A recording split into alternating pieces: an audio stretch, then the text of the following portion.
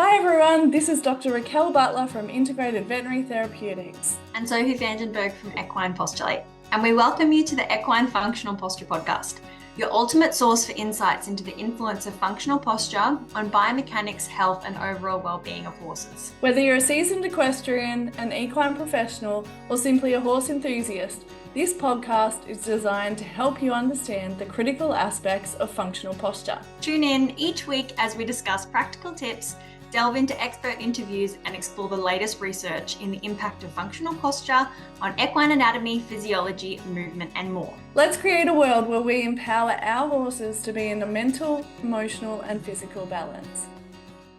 Hi everyone, welcome to today's podcast. We are actually doing a part 1 and a part 2. I think these two are going to be very important. It's about foals. We have done a previous podcast kind of talking about foals from a more of bodywork perspective. So if you're interested in that, I recommend that you go back and listen to that episode. But in the next two, we're talking more about foal training and foal handling because that's an area that Sophie is very passionate about and has a lot of experience in. And yeah, I'm really excited about these two episodes. How are you today, Soph? Going really well. Yes, I'm definitely passionate about this. I've been doing it for lots of years now, lots of foal handling, and I think it's just the more that I get to work with foals, I realize how much we really are setting a foundation for the rest of their life, how they feel about their interaction with us, all the small ways that we condition them to their halter, their lead, the way they feel with us as well. Are they apprehensive about what our interactions are going to be, and how balanced do they feel in their own body with the way that we lead them and be with them? Yeah. Can you just give us a bit of a background in your foal handling? Like, because I think what you do is a little bit novel. It's not everyone works in the way that you do. So can you just explain that background for everybody? Yeah, so I did, because I've studied equine science. During that, we did subjects in understanding cognitive processes, understanding training. So I suppose that was like very first introduction to maybe equitation science principles of training, which I do use a lot. And then I worked on a thoroughbred stud for a couple of years, where I realized that I was very interested in the first starting process for foals. And that's quite a typical process, going through a weaning process, and then you handle them in a stable, and then they go out to the paddock, and basically they kind of go off and keep growing up out there. And for the last 4 years, I've been working for many months every year, usually over the Australian summer, where I will go and handle foals on thoroughbred studs, and also for a number of just domestic people or people who have, 5 or 10 foals. And so that's a process where I would go sort of through a 10-day process and take the foals through being touched for the first time, putting a halter on, introducing pressure, lead rope, teaching them to pick up their feet, and also how to feel, I suppose, with us, just having a nice experience and introducing them to what it means to be with people. Yeah, it's so awesome. So Um, in our part 2, we're going to talk about the more specifics of, your foundations of how to introduce a halter, introduce a lead, introduce them to picking up their feet, and what you kind of go through with that. In this part 1, we're just talking more about the foundations of it and those important kind of things to recognize when you're working with foals. One thing that we have to recognize is that foals have a really immature nervous system. Like they're constantly taking in information in from many facets, from the way that their legs are interacting with the ground, the other things that kind of touch them, including us, the environmental aspects, their mares, the herd, the way that their body works in like, they're often experimenting. I love it. I can see one of the little foals across here, and one day I see her running around sometimes and having a good little canter, and she doesn't have any foal friends, but she's, just doing her own thing. And then one morning I look over and here she is like playing with the rearing on top of the dam bank, and she's Palomino, so it looked so beautiful. But, they're really exploring their own bodies, and how we interact with that is so important. And they're quite a blank slate. However, they can come into the world with physical challenges, which we talked about in the other podcast. But we do need to kind of introduce them into our world, and the fact that they are going to have to interact with humans. And how we do that is really going to make such a difference for their whole life. Like it's so it's so important. Formative Setting for them them. up. Yeah, for even accepting things like a saddle, and it could be 4 years, 5 years down the track, but the way we've set up that in their nervous system at the beginning, that's the most important time that we could do that. And it definitely, I think it carries them through because you set the tone for every interaction. Yeah. You like if you have a beautiful first initiation to people and being led, and it feels really kind and really nice. When you come back in for, or like if it's a continuous process, or if you're a foal in a system where you're going through times of the year, you have your weaning time and your leading time, then you have your second handling, and then you have something in the future. Every time you come back in, you look towards the people with, either curiosity or apprehension. You are worried when someone goes to put the halter on, or you're like, oh, what are we doing today? What's going to happen? So the way that you feel about that, it immediately influences the session you're going to have, and also influences the person, because the way that you feel when you're with them, it just becomes this little sort of bubble, I suppose, where you're both existing in, and you're trying to have a good interaction and teach a foal something, and they're a bit worried, and it sets you up. And when they're babies, they need to adapt so quickly. Of course, foals are born precocious, so they're up within an hour is the ideal. They're immediately drinking, and they're meant to be on the run because horses are prey animals and they are super sensitive, which is another reason why foals are so fractious. So they're just so um, hypersensitive to things, and that need to adapt quickly really does mean that you see the full spectrum of those behaviors, flight, um, fight, and freeze. I think foals freeze a huge amount, a lot more than we think they do.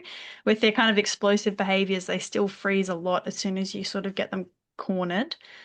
And I would say too that the fact that there's such a blank slate, like there really is nothing to rely on. And I always realize that when you start leading, with an adult horse, you can be like, hey, could you please just come back to me because you've decided you'd like to walk off? With a foal, often you have nothing to rely on. So everything is neutral unless you introduce it. And so it's very easy to um, accidentally teach unfortunate behaviors, and it's very easy to get messy with our cues and sort of muddle up what we're trying to ask of them. And then it's very easy for the both of us to get frustrated. So it's very important, I would say, to be mindful when you're starting your foals, I really believe. But I also don't believe that, I'm a professional doing it.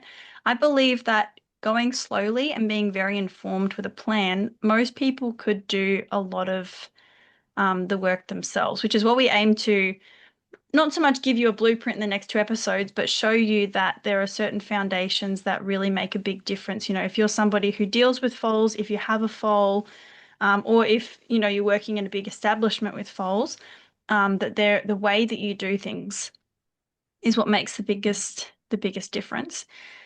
Yeah. Um, I would say one thing that I get a lot, like if I speak to people, they'll say, aren't young horses supposed to just go out and be young horses? Like we shouldn't be touching them, we shouldn't be meddling with them or teaching them things, just they should be able to go out and be horses. And I think that they definitely need that. I think that fits within a high standard of, I suppose, of well-being for horses to go out and be able to do that. But I do believe that they do live in a human world. And I think most foals, they still live in our paddock and we still bring them food for the most part and check them most days when they're young even. And I do think it's appropriate to be intentional and do short, small amounts of work with foals that sets them up to primarily at that age prevent things going south when you need to do things. So for me, that looks like trimming. There's a lot of young horses, foals, who have things like limb deviations. They have um, foal feet that really need trimming. If you're on soft ground and the hoof capsule of the foal grows out, you actually very quickly end up with like a tubular little foot. We talked in the last episode about issues with rib restrictions post-birth. I think it's very common to get high heel, low heel, and postural issues with foals as well. So, they should be able to see a body worker if they need to. They should be able to be trimmed. If you have a foal who gets septic, it's incredibly traumatic to have a vet visit where you have to hold them down, ear twitch them, inject them, which they've never experienced, be separated from their mum. So if you can set them up to at least have experienced most things, and I personally, so I do all those small things. So I'll practice drench, IV stuff, at least touching ears, being able to put my fingers in there, to that they'll hold their head still for me, and I'll pretend to give them a drench, pretend to touch their IV spot. I am things like a muscle injection so that most of it doesn't have to be scary. Mm. Because when you reach that point, you want to reduce the amount of trauma you're having. Horses who are needle shy for their entire life, I think probably could have been avoided. Yeah, I mean, they don't know at the beginning that it's bad or painful or anything. Like I mean, it happens with kids as well when the first experience with a needle or anything is negative, like that sets them up for a trauma response for their entire life. And they might not even actually remember that first experience, but their system does. I think, the hardest thing I see with like owners who are handling foals, so, when they have one foal or two foals and they're not experienced with it, is being able to be like super consistent and knowing the process because it's really easy to ask too much. And you're going to talk about that. It's easy to ask too much and to kind of jump forward.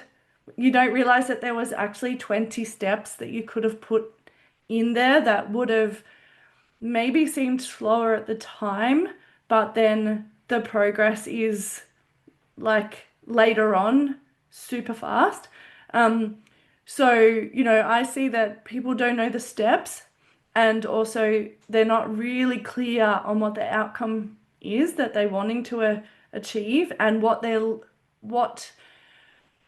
looking for. Like what are the progress steps that they're looking for where they could stop? And what are the recognition of like, okay, I need to stop now because I'm reaching their boundary. Like I remember, I mean, I got Ellie at 18 months old, so it was different. But I remember one of my biggest learnings was how small her attention span was. How quickly her brain was cooked, and then starting to recognize the signs of that before. And I cooked her, lots of times because I was inexperienced, and I think we easily overcook false. We do a session and there's just too much in the session, and then we lose the benefit of it. Like we're not establishing the neural pathways aren't getting established solidly because we're overloading them, and so we're not giving the nervous system enough time to kind of go, oh, that was an important step in my learning. I recognize that I know exactly what happened then. Yeah, they did this, like the person handling me did this, and then my body did this. Like they need that so much time to process the information that's coming into their system. And I think that's where a lot of both experienced people and non-experienced people overload them. So, when you kind of think about your foundations, um, what are your foundations in that kind of Um, I process? think the number one foundation is going slow.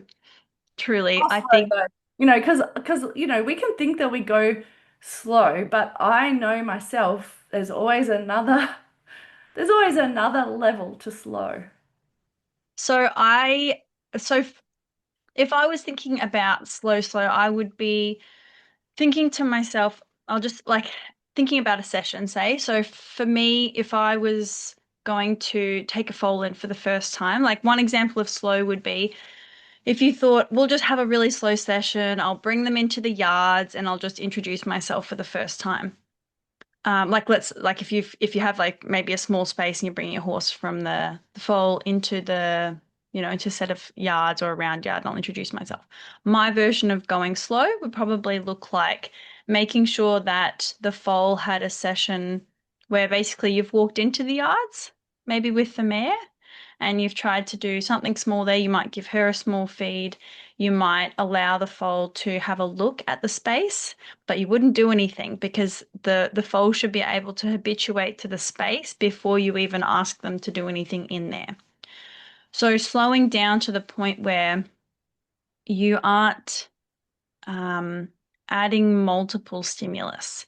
So another example Just might the look introduction to the space is enough for that it's first session. So, say you yeah, have a space where you're going to train your foal, whether that be in a yard or a stable or whatever, you're just letting them go in there, you put yourself in there, but there's nothing else that happens. They just have like a positive experience and they get to kind of explore the space. yeah, 100%. They just and on their own terms as well. So that for them being able to just have a look around, maybe touch a couple of things and then come back to mum. And so and then for us, then watching the foal and seeing, okay, what was your response? So some foals, Yes. Or were they, could did they, they just stand there and go, I don't yeah, want to look at anything. I'm so overwhelmed and I'm really struggling to just, calm myself. And so then being able to maybe look at the foal and say, okay, how did you respond? Are you very stressed or are you quite well adjusted? So did you come in here and have you decided, let's say I've put them in the round yard and I would, either hold the mare in the round yard and let the foal do whatever, or actually just let them be themselves. So just let them go together in there alone. And then they can sniff the walls and scratch at the floor and have a look around and look out from the round yard and have a drink and then try again. And so that time in itself does the foal start rearing up and attacking the mum, which is usually hyperarousal in a direction of like aggression and play, and that's actually a stress response? Yeah, I think Or that's an did important one for people to recognize as a stress yeah, response. definitely. Yeah, I'll have to talk about that as well when we talk about, boundaries and um behaviors that are stress related. So yeah, it's that level of slow. Then saying, okay, well then we probably need to do this again tomorrow or in two You're days. We'll just come back. calm and curious and yeah, Yes. Yep. And how does that feel to you? Or another example of slow is when I have the three of us together, so the mayor, the foal, and myself, and I am with you, and I see that you don't really want to participate with me. So instead of, and you're kind of like avoiding looking at me and you want to fiddle with the latch instead, I actually need to take a step back and hide for a moment and see, what's your response going to be? Are you going to look to the space where I was and now I'm not because now you feel comfortable to look in my direction? And then I pop back into sight. And do you look away or do yeah, you look at me? Or, and then a moment later, if I do that again, do you start continuously looking at me? If I take a step towards you, do you shrink back or do you actually just kind of look at me with more curiosity and do I need to step back again? So the level of slow is it's really tuning into what do you need most and how do I get you to feel safe? And I would say for me, like I'm looking for there's sort of three underlying systems for me. One is that idea that how does the horse feel? Like, do you feel safe? Do you feel threatened? Do you feel overwhelmed? Or do you feel curious? Do you feel um, sort of well adjusted, or do you feel neutral even to the space? So that's one kind of, I would say, a pillar for me. The second pillar when I'm working with them is, am I being clear enough myself with my cues and my behavior? So do I have a clear-cut plan? Do I have the emotional regulation that I won't get frustrated and blow my banana and all of a sudden I'm just trying to scratch you really hard to like get you used to me, as opposed to Yeah. because I want to get the job done and I want to be able to do stuff with you, as opposed to, being able to say like, no, that's enough for today. I trust the process. I will come back. It will work out in the end. I just have to go slow. And what quality am I? This pillar is, it's me. So do I have the skills and the ability to create and maintain and understand the cues that I'm using and then continue to use them to reinforce them? And then I would say the third one is, is the foal getting it? Like cognitively, are they understanding? Are they improving? Am I seeing that they can do the things that I ask of them, as physically as well as mentally? Like if you have a foal who has a leg that's so every now and then I see like a hind leg that's really deviated, or it's very skewed, they have a curved hock or something. That leg will struggle to hold them up when I pick up the other foot. That leg will struggle to kind of step under if I ask them for a circle, which means I need to give them more room and space so that they're not overwhelmed and feel uncomfortable. So I would say those are the three pillars for me. I know I'm jumping back and forth between a few things, but they're very interrelated. So going slow means taking stock of all of those things and staying within that falls window of tolerance so that you don't end up frying them like we were talking about. Yeah, and I think the recognition of the physical, like obviously from my perspective, that's super important. And I see it when I'm working with any age horses, but foals lack postural stability. They're still kind of figuring out their connection to their limbs, and especially in the first 3 months, like there's been studies to show that they don't have a heap of stability in that first 3 months. So we have to, and some foals. Sorry, I just jumped there, but some foals are more stable than others and they're more sure on their feet and they're more connected than others. But if they aren't, and say they're a bit gangly or they have a deviation or one leg's, then if we can give them that space and recognize that, it completely changes the experience for them. And I see it in older horses too, when I can recognize, okay, that leg's sticky, and say I'm asking them to step a hind leg across or move away from me in a certain way, if I recognize that, give them the space that they need, the anxiety decreases, their willingness to participate increases, the biomechanics improves, um, and then next time there's an improvement in that. Like the next session will always be better. And I think you would find that with foals too, right? Like if you've had a good session, even though it might have ended up being really small and not doing as much as you maybe planned to do or thought you should do. And I know you've talked about foals where you've kind of getting towards the end of the handling and thinking, oh shit, like they don't, this has been such a slow process. I don't, and then they're fine because Yeah. you've not pushed them and you've still just met them where they're at every single day. It's amazing how even though you don't feel like you've done all the things that should have been done, you've still met them where they're at every single day. And so their nervous system is still able to process more than what you thought it should be because you've still allowed them to go at the pace they needed to go for their posture, for their stability, for their conformation, for their nervous system regulation, emotional regulation.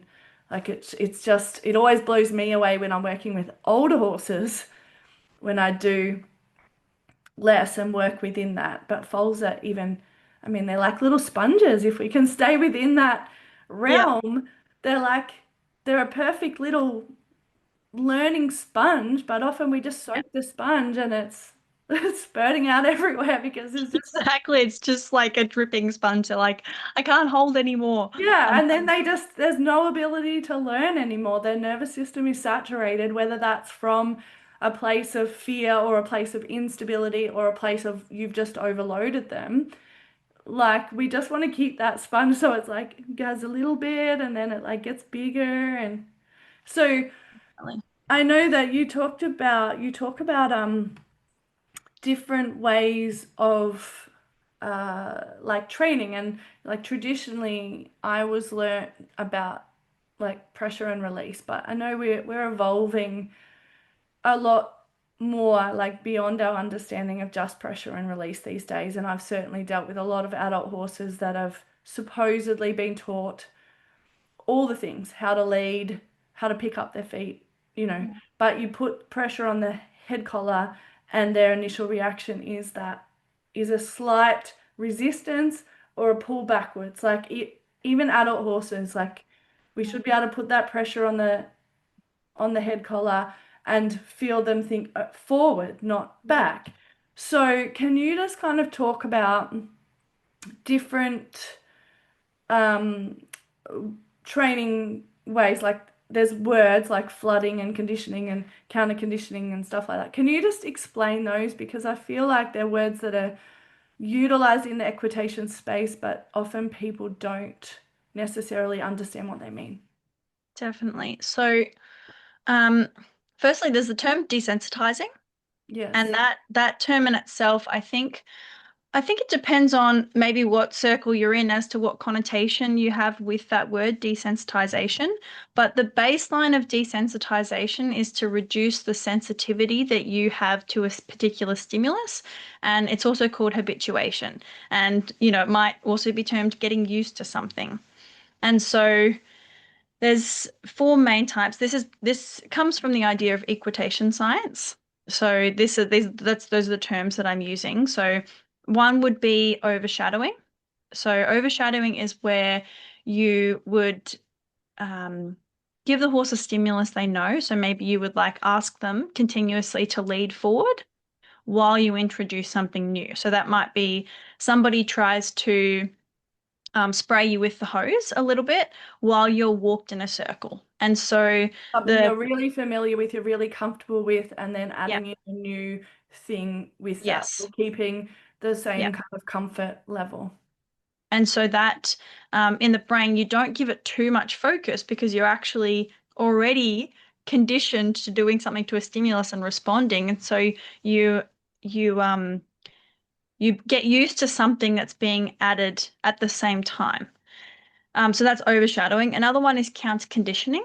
So that's where you would be given something positive. So maybe a treat or a scratch or something nice at the same time as you get something new, or somebody is trying to teach you to accept or enjoy something that you didn't previously like. So the number one thing for that is usually like being hosed, rugged, fly spray, things like that. And so often that's, someone will give you a really good scratch, or somebody will give you a treat. So another one that's very useful for that is well, clicker training is a big part of that. If you have a horse who's has a big issue with worming paste, I've clicker trained, say worming paste, or even at times I worked on a research project with some horses. We needed saliva samples, and they really didn't like it. So we counter conditioned using clicker training for that, and it's very effective and very useful. Sometimes I think it's got a real place in a lot of situations. Yeah, I worked in a study that where they had to get a urine sample and Oh they yeah. utilized it so that, yeah, every time the horse would do the urine sample, they would get a treat on the way out of the box. And they weren't doing that initially at the start of the study. And some horses would take like so long to give them a urine sample. But once they introduced that as part of it, like they just, most of them became like clockwork at that point because they knew, okay, this is what I have to do. I just have to urinate and then I get a treat on the way out. It's so yeah, it's such a great connection and really useful sometimes to have that conditioning. Another one is flooding. So flooding is where you are basically exposed to something in a constant fashion. So that might be somebody puts a flag on your flank. and then they don't take it away until you have a change in behavior. So if you are somebody, like if a foal keeps walking away from the flag, then you might hold the flag on them until they stop walking, and then you would take it away. And so I do think there's um there's a lot of times that is overused in my opinion, particularly with young horses, because you run the risk that they're going to be scared. I think that a lot of injuries, I've seen them myself. I think that a lot of injuries come from the overuse of the technique of flooding, because horses kick out at things. They switch off their brain. So a lot of horses will bump their head on the wall. They will panic. And the tough thing here is that the what we're really aiming for is a change in the way that the horse feels about something. So if you submit them to something and they basically eventually learn to, okay, I just have to stand still. Horses will stand still because they've been trained to do it, even if they don't like it, because sometimes it gets worse. So if you flick the flag and flick it and flick it, flick it, and then eventually they freeze and then you stop, they don't You've necessarily actually like the taught flag. them to go into a stress response. Yeah. Yes. And so I personally don't think it's the best technique for foals, particularly in a space where you're not very experienced with them, because there is so many things that can go wrong. I personally think that Systematic. systematic and or gradual habituation is the best. And so that basically is where you would gradually expose somebody to something in a way that doesn't push them over threshold, but gives them time to evaluate it thoughtfully. So that might be if I'm in a round yard with a foal, when I first introduce them to something. So I do use a flag. I don't use a flag to drive foals, but I do bring it out as a piece of curiosity and as a bit of a draw. So in the very beginning, if I bring it out, I will hold it a long way away from them, like on the other side of the round yard. And I will wait until they will look at it for a few moments, and then I take it away. And so that is just an example of me trying to break down a level of exposure so that you have the time to think, basically, and realize to go through the process that prey animals go through, which is I am looking at something. I don't know if it's going to hurt me or not, because, I'm an animal that needs to evaluate things. I had a level of exposure. I evaluated that nothing bad happened. Therefore, I have become more habituated to this particular thing.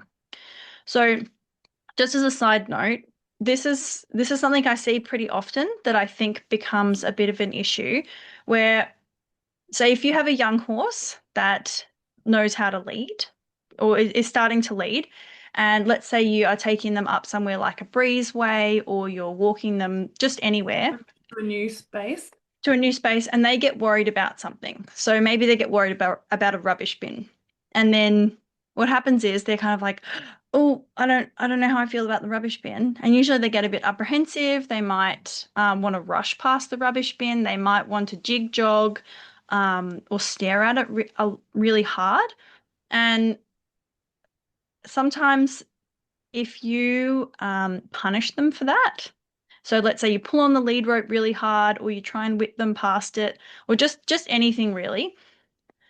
What happens is, and then what happens? People often say, "Oh, she's just always been terrible with rubbish bins. Like it's just been forever," or "She's always been very bad with this particular stimulus. Like we don't know why she hates shadows." Yeah. Generally, the horse has said, "I have a feeling that I'm unsure about something, and so I'm being cautious. I'm making a prediction that I don't know that this is safe yet." If you then add a stimulus that's painful, unpleasant, is, a high level of pressure, you have confirmed that the presence of that particular thing, a bin, a rake, whatever, actually means that they're about to experience something unpleasant. Yeah. And so it does it's another tough one too because you're often worried about your safety. It can feel uncomfortable, but I Yeah, you're worried really, about them jumping on you because you yeah, don't know what their yeah, response is going to yeah. be. Yeah. Especially because they switch off. Often they just kind of like bin, like they just kind of get one track minded. They'll stare at something really fixedly.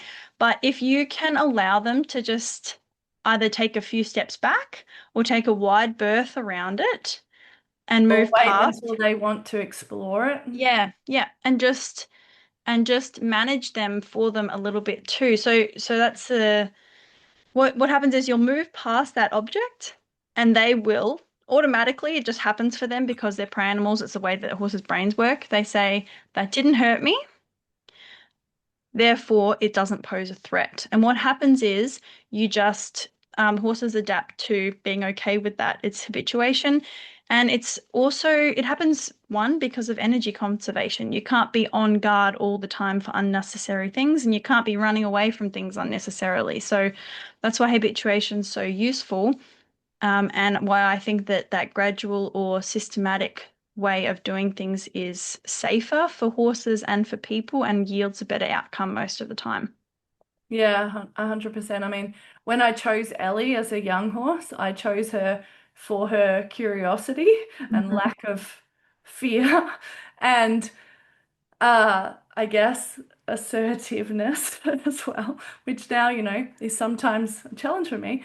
But the thing whenever she saw something new, she was very curious and she wanted to explore it. And one of my friends and I, we came up with like the umbrella test, and where she went and looked at a whole stack of young horses because she wanted to purchase one. And what her test was, she'd put an open umbrella in the arena and see how the horse responded to it. So she didn't do anything with the umbrella, like she didn't make it go up and down or flap it around or anything. She just went and placed it away from the horse in the arena. And the horse that she chose to buy walked up to the umbrella, investigated it, was comfortable with it, didn't freak out if the umbrella moved, didn't like go and run away because she wanted to see curiosity, emotional regulation, and how the horse responded to a new stimulus that had never seen before. And Ellie was the same. Like she will investigate everything. And so that to me creates a thinking horse. And you want a thinking horse because a thinking horse is a safe horse because they assess, like what you were saying, the importance of assessing a situation and then potentially investigating the situation and keeping emotional regulation throughout, which means that they're safer for themselves because they're able to, if they get caught in a situation where you're not there, they're able to think their way through it. But also, they're safer for you because they're less likely to, like, they keep their awareness of themselves and they keep their awareness of you at the same time. And so, therefore, if they do decide, oh, I'm a bit scared, they're also more likely to jump away from you than to just not, like, I think a couple of weeks ago, I had a horse spook at something, and it was the first horse in ages I had come towards me. And I thought, and I can't remember the horse now, but like I thought this is not a safe horse because that horse did not think about me in its response to whatever it was. And so that always makes me concerned about the safety for the owner. So if we can teach it from a foal that they can investigate, they can be curious, they can stay emotionally aware, they're able to respond within their own body. We don't add any extra pressure or stimulus, like you said, or a negative experience, or and that we just give them that time, which is sometimes hard because we have fear, right? Like who hasn't been stood on by a horse? Who hasn't seen a horse go Yeah, off its tree and react to yeah, something scary? And so we have our experiences, which often then transfer to the young horse. And if we don't have that, like if we don't have that reaction, like I'll just tell one story and then I want you to go on with your boundary stuff. But one story, my friend took her horse for the first time, young horse, yearling, out onto the road, and the road is busy. There's cars. And she was like gonna go from point A to point B. But she got between point A and point B and an ambulance came. with its lights flashing and its sirens going. The old brain part of her thought, far out, Mhm. holy shit, this is bad. And then she's like, I can't get to point A or point B quick enough. What am I going to do? In that moment, she breathed. She actually like let go of the lead rope, like gave the horse slack and let the horse. She looked at the ambulance, so she showed the horse. She looked at it. She breathed.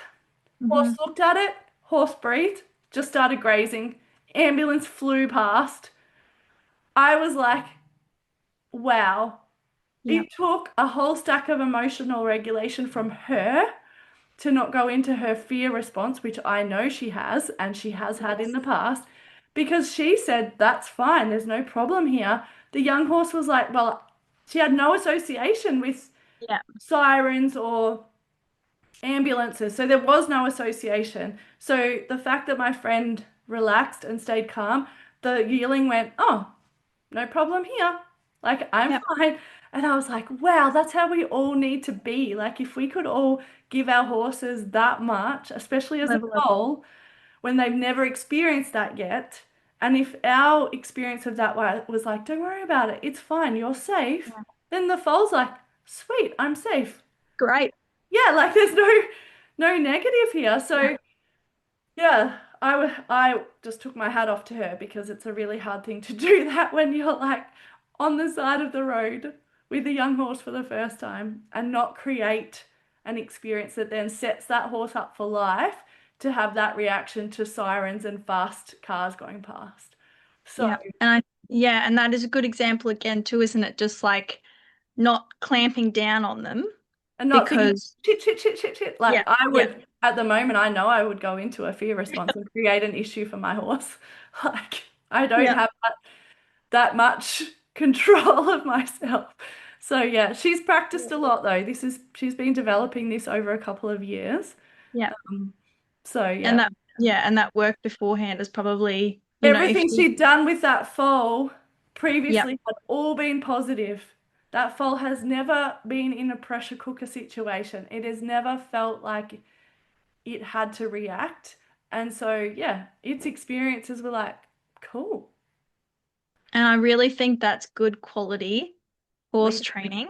Yeah. And just the fact that I still really do believe, for everything that I've seen and read from really good quality literature and good horse people, that there's a really common idea that you have to horses have to experience a lot of stress in order to be able to handle the upcoming stressful situations. And Yeah, I like don't learn how to deal with that stress. to deal that stress. And I believe that what we do is stressful enough. Yeah, 100%. I Just, really do. Yeah. yeah, it is. And we don't see it as stressful.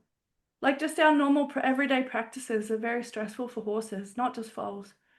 So can you go through like how people can kind of recognize stress and when to back off, when to recognize that maybe they're kind of reaching a threshold? What are the signs that people can look for? You kind of mentioned freeze before as a potential sign, but what are things that people can see early on where they then need to change or recognize what's happening there so that they don't create an escalation?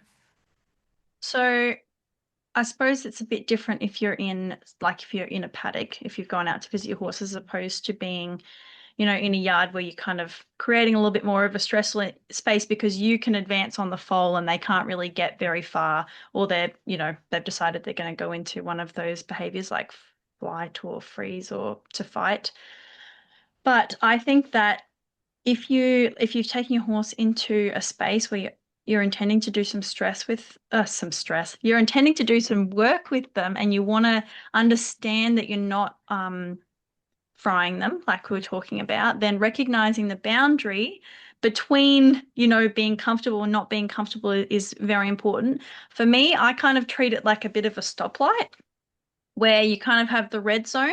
Inside that red zone, you're probably going to get a stronger response. Like you might get more fight or flight, or some kind of like more route. I need to move my feet, I need to get away, or I need to strongly react. And then there's a bit of an orange zone. And that orange zone is the one that I'll only cross into. I don't like to go into that red zone. That orange zone is kind of like this is the place where I've become more aware of the incoming stimulus and I need to pay attention to it. And that's also, I think, where um, a lot of not a lot of change happens, but when I'm because I'm on a bit of a deadline too sometimes, I'm entering that space to be like, I want as much change as I can Yeah. without overdoing too much. And then the green zone is it's reasonably neutral. So, you're happy to look at me and wander around and do kind of whatever. I'm not much of a threat. You don't need to pay me much attention. And so what I'm aiming to do is have that orange zone become a green zone by sort of invading that kind of orange zone and then it Coming as back I into. as I as I come back, so that's a bit of an advanced retreat method, and then they go through that evaluation. I've thought about it, that wasn't threatening, therefore that orange zone is now a green, it's neutral. And what I'm doing is I'm looking at their So body. you're like expanding their window of tolerance in the green zone. Yes. So you're Yeah. trying to make your green zone get bigger and bigger and bigger. Yes, definitely. And that, I mean, I'm talking about in the context of like this particular exercise being for early days. So maybe this is for me when I first meet them. They've had a couple of days in the yards, and I've decided, okay, well, I think we're at the stage where I want to be able to getting to the point of you sniffing my hand or maybe me touching you. And so I'm looking at their face. So I'm looking at their eyes, predominantly. What is their eye looking at?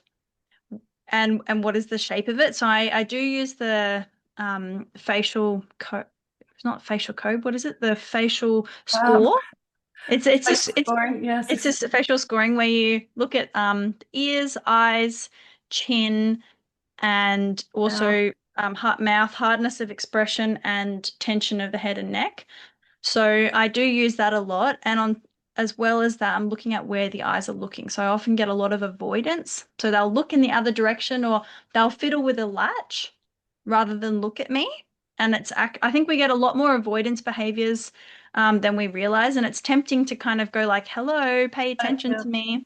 But it's actually better to step back. And I always think that if you're ever in this situation, it's appropriate to test if I step back, what response do I get before I step forward? So if I go backwards and the foal goes, Then or you know you've been pressure. then I know that I was already at the point where they couldn't even acknowledge me. They were just like, I have to do something else because I'm scared. So then I know, okay, so you have a propensity to just kind of like pretend I don't exist, and I need to work within the space where you'll still look at me. So I'll also be looking at the way their mouth and nose is pinched. So often you'll see like the chin gets really tight against their top lip.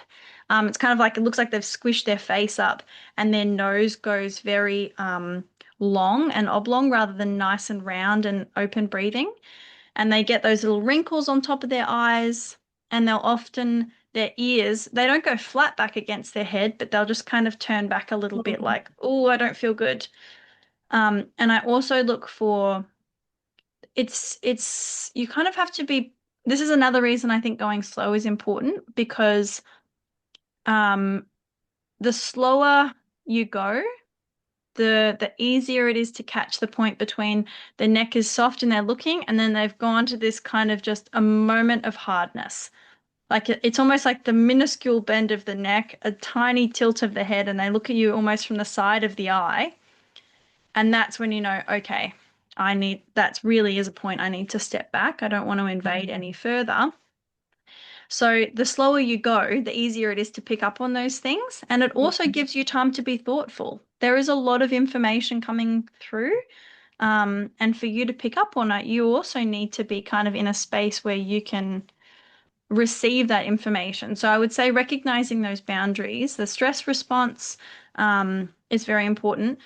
We're probably at the stage where we'll, put the rest of it in a second episode. But I just wanted to say, with with this stress, sometimes there are obviously the foals can have different temperaments. So something that I've noticed more in the last couple of years and that I've read about and I appreciate Catherine Henschel, who's a researcher on equine behaviour. She we had a great couple of great discussions about how play, some young foals that are very play driven, it's almost like they have a propensity to have their behavior expressed in a certain direction or in a certain way.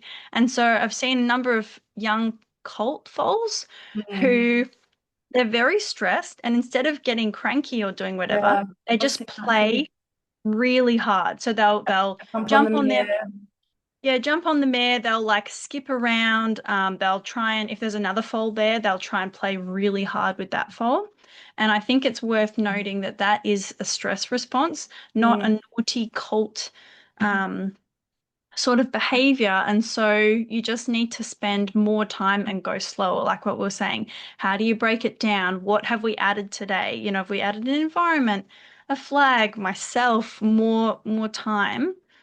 Um, I've also seen that where um, a couple of times, so once where the mare had a fractured pelvis and the foal had to be locked up and we would go in there to treat the mare and the foal was stressed because we were there to treat the mare and not really pay attention to the foal and the foal didn't really know what to make of that and we're often shooing it away because we were trying to treat the mare. And so yeah, there'd become a time, like we'd have a certain amount of time treating the mare, but there'd become a threshold at which the foal had reached its threshold of us being in there, whether it wanted a drink, whether it was just, you know, too much stimulation, whatever, and it would start to get naughty, as, you know, we describe it, but like start jumping on the mare and kind of becoming cheekier, which was probably its way of saying, I'm quite stressed now. You guys need to leave. And I've yeah. seen that in another situation where the mare had a lot of physical issues, and then the foal ended up getting injured, and you know we had to yard them and stuff. And actually, once we treated the mare, the foal got better because it was not allowing him to drink as well on one side. And he was a colt. And so, yeah, we put it down to him kind of being a colt, but it was probably more that he was overstimulated.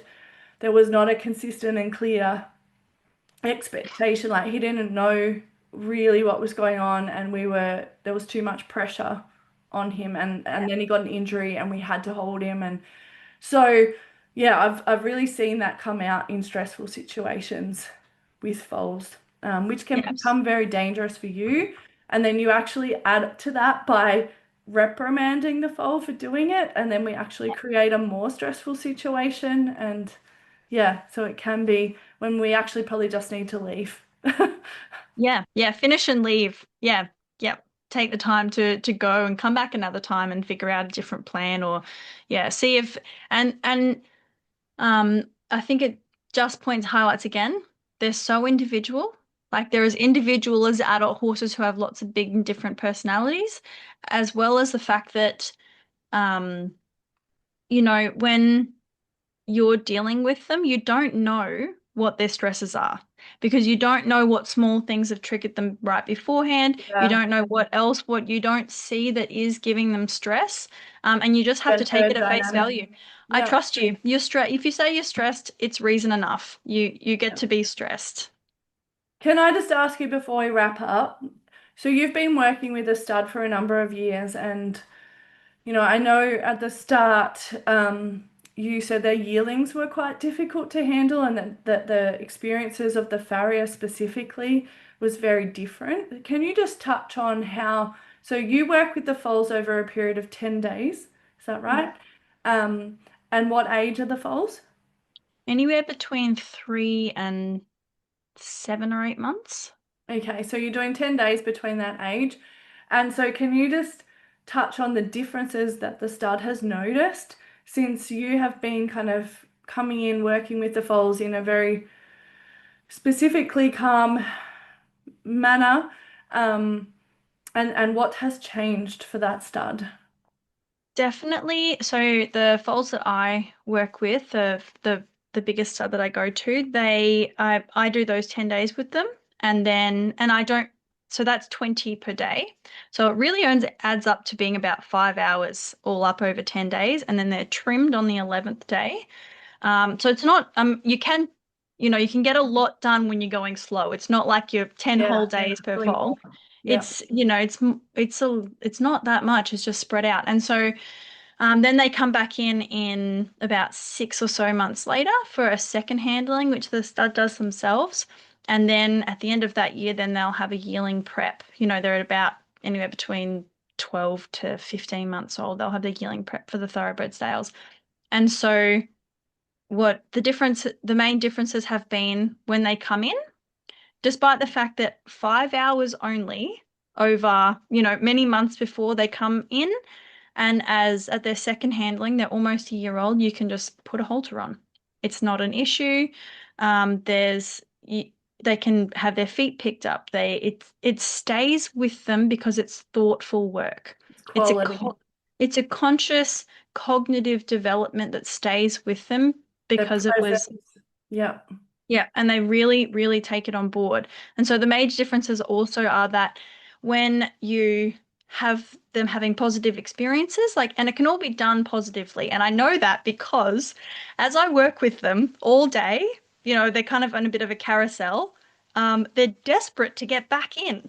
Like yeah. if They it's want to engaging and interact. it's not, and that's the beauty They of don't want to foals. leave. Yeah, We are spoilt for somebody who wants curiosity engagement. They're desperate to get back in, all down working with one foal and there's three others over the fence like, hello, please play with us again.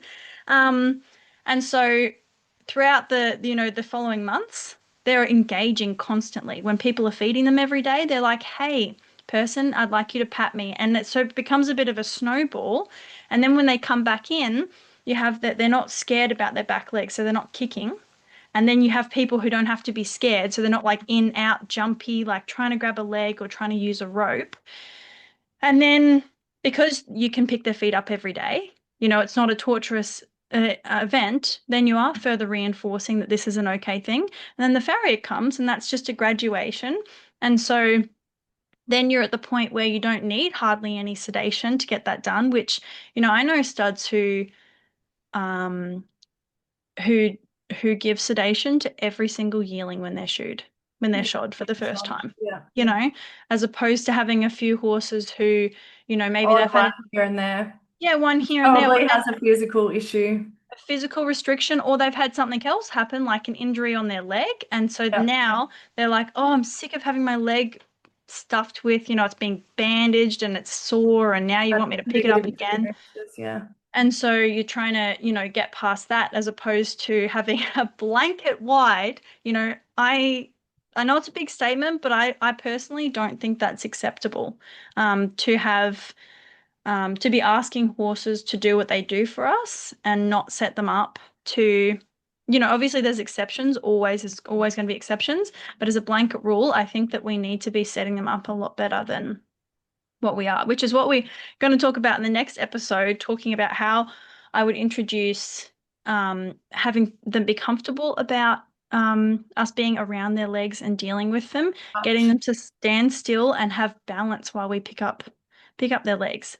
And we're Yeah, also going to talk about what it means to think forward when they're being led. So, introducing leading without sort of using fear or a lot of pressure to kind of drive them forward, as opposed to them kind of like moving into forward because we've asked them with feel.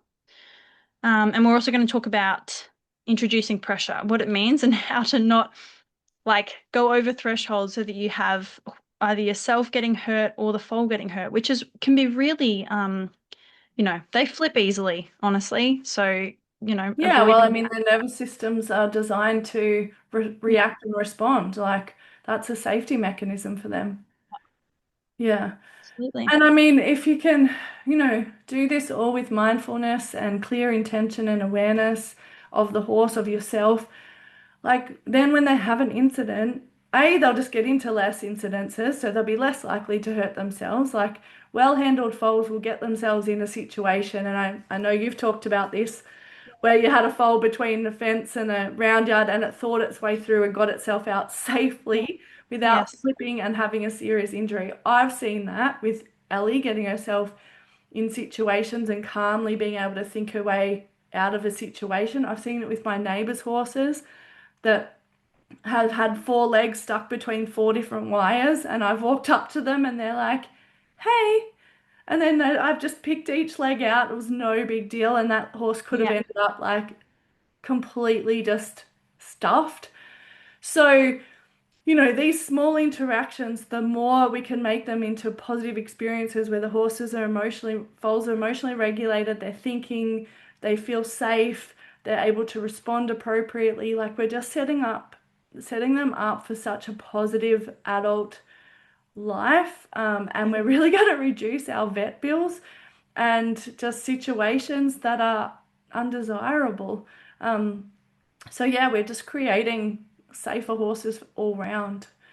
So, I mean, my takeaways from today are pretty much that, like just, and the quality over the quantity, and that smaller sessions with recognition of the foal's ability, like staying in that green light, recognizing the orange light zone, and how much more beneficial that is than overloading them and having any moment in the red zone is a massive step back. Yeah.